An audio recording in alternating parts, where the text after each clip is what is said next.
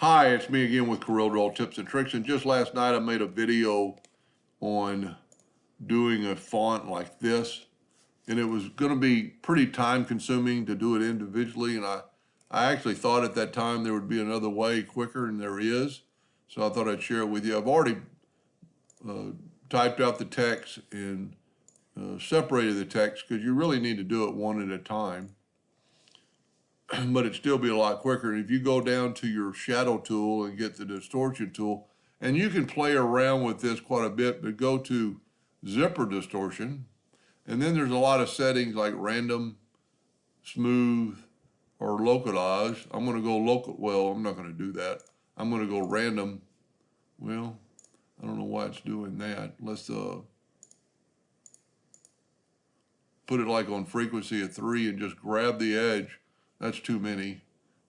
You can always change the frequency like that. That looks pretty good, and then we'll do the F.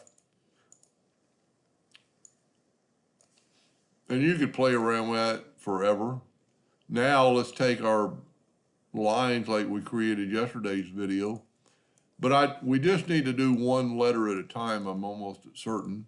So let's grab the letter, and then hold down the Shift key and grab the lines, and then go to intersect. And what that did, that gave us this. That's pretty cool. So to do the F, grab the F, hold down the Shift key, grab the lines, and intersect again. That's pretty cool. And you can play around with the frequency and let's go with smooth, and it just kind of smooths them out. And then you could do it again. You could grab the O, hold down the Shift key, grab the letters, and hit intersect again. And you get a little bit different look, maybe a little more wavy, but basically the same. Anyway, I hope that helped a little bit, and thank you for watching.